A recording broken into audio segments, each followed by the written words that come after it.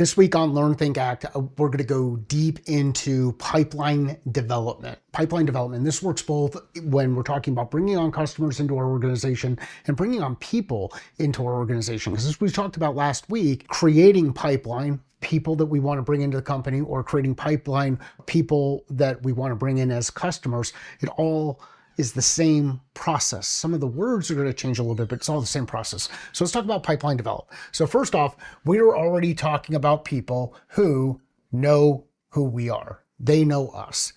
We knew them, then they converted to they know us. And the reason that they know us is because now we've actually had a conversation with them, our first conversation with them, an initial discussion. Now there might be a conversion between when they know us and when they actually convert there. So let's add that line. So first meeting. What do you want to accomplish in this first meeting? What are your objectives? So our objectives, and you've seen me talk about this in the context of call planning. What are our objectives? We know who's going to be in the room, the person we're meeting with. We should be able to anticipate their objectives. If they're looking for a job, their objective might be to join us as an organization. Our objective might be to bring them on as an organization. You think that would create fit, but it might not actually create fit. So first thing we want to know is what's going to happen inside that first meeting. Let's design that initial conversation that we have with the person, either when we're interviewing or when we're potentially bringing them on as a customer. And with the amount of people that I've hired and the number of new customers I've brought on, I can tell you this is the same conversation. Who are we meeting with? What are their objectives? What are our objectives? And what are our desired next steps? I like to keep 3 next steps. So that next step might be the next meeting. And let's just say that it is the next meeting. In the context of selling software, it might be a capabilities discussion, or even a professional services thing. It could be a capabilities discussion. It could be some kind of a demo. In the instance of working with bringing on a new employee, it could actually be a scenario where you have them demonstrate that they can do the work. So you don't get too far in your process before assessing whether or not they actually have the capability to do the work, the knowledge and skill. Because if they don't have the capability to do the work, it's going to be really hard to onboard them and bring them up to speed. You might lose a lot of time. Maybe our first conversion is the second meeting, whatever the second meeting is.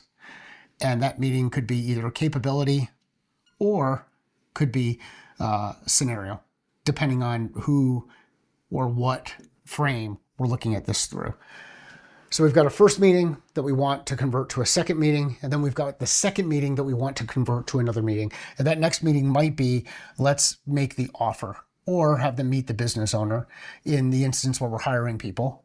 And you can see where I'm going with this. What I really want to do is just lay out each of the individual stepping stones that are going to bring the person up to the point of being able to join us as a member of the team, or be part of our general customer base. This is how you apply call planning to enable decisions and support conversions that you're looking for in the opportunities that you're working on, whether it's bringing a new person in or bringing a new customer into the organization, or bringing a new person into the organization, internal and external customers. I know this is going to be a little bit of a shift in perspective and thinking here. I've done this so many times that I believe we overcomplicate the process on both sides, and this is how I'm going to recommend that you simplify it. Lay out those individual stepping stones. Think about the different calls. What is the job to be done of each call? What are your desired next steps for each call? What are your objectives, our objectives, their objectives for each call? And just build out those call plans. When you go from them knowing us to actually getting into a meeting, in that meeting is where you validate the chance that you could potentially work together. And this is where we get into probability of sale, forecasting, probability of bringing someone into the organization, probability of success. So we have our call plans. We've laid those out. If you want to go deep into that, just go to some of the call planning videos in the simplifying playlist, or give me a call. I'm happy to talk through this with you and your team. Once I've got those calls laid out, now I need to understand, how do I actually start to forecast the likelihood that we're going to be the right fit for each other, and that we're going to move to the point where the deal is closed. We move to a closed won status. So the first stage for me is validation. Do I see a scenario where we're going to work with each other? That was what happens after that first meeting. If I don't see, or in that first meeting, if I don't see that in the first meeting, then I let people go. Like it doesn't make sense to move them on to the next step if we've not validated a chance for us to work together. And this is validation on both sides. You cannot create an opportunity if you've not had a conversation with someone, from my perspective. So we first validate. Do I see a scenario where we would work with each other?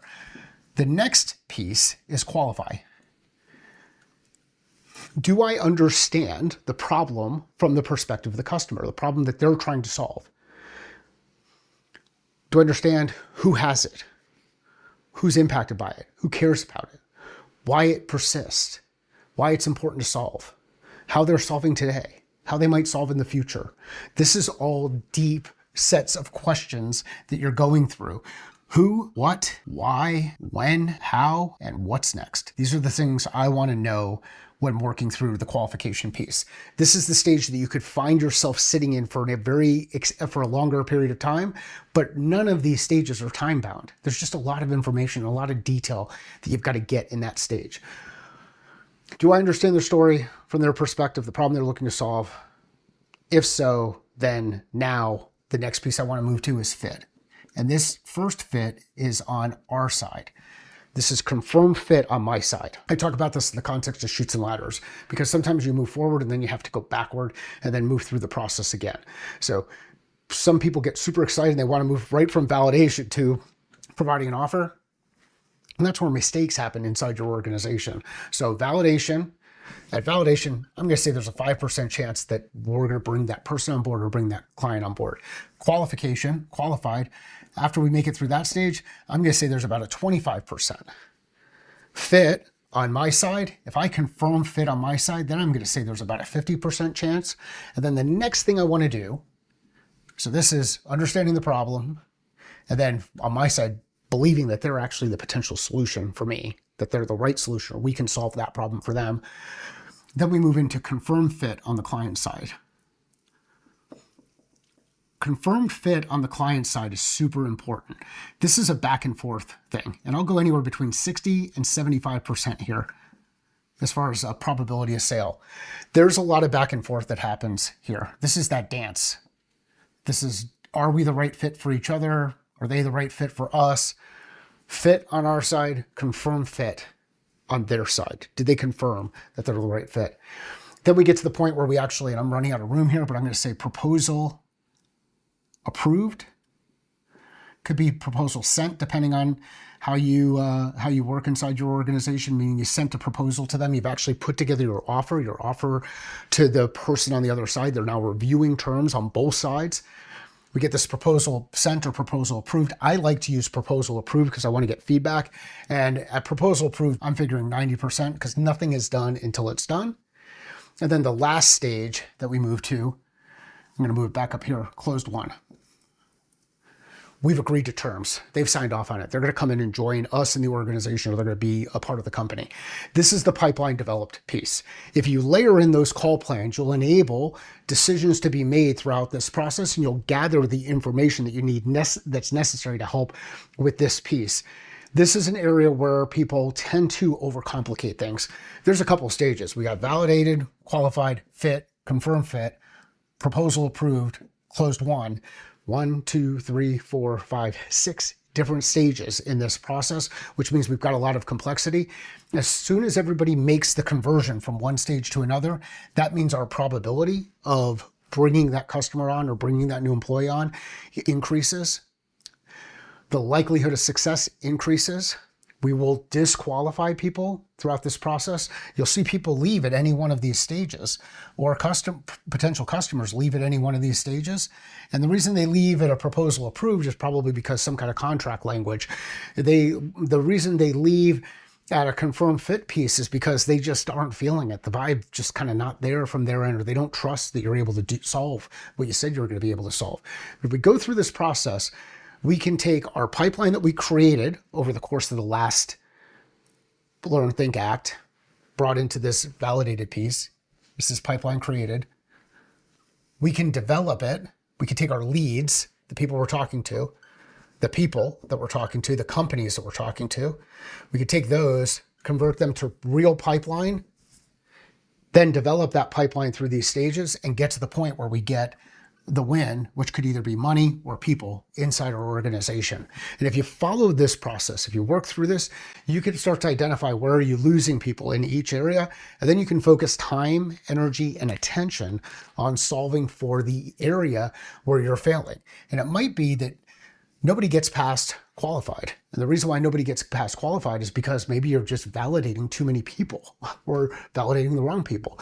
You might find that everybody just kind of gets stuck in this fit and confirm fit loop. If that's the case, maybe you're trying to do too much. If you're getting stuck at the proposal approved and there might be something in your language that is sending people off. Maybe you're not providing the right benefits, the right salary, something else is going on there. Again, we can apply the same thinking to both pipeline being created, pipeline developed in the context of bringing on new people into our company and bringing on new customers into our organization. Learn, take in new information, think, reflect on how it applies to what you already know, act, take action, put the work into practice, and then continue to reflect. You do the work, you assess the work, you iterate on the work. If you need help with any of this, you know a guy. If you know somebody who else needs help with it, please share this with them. Thank you.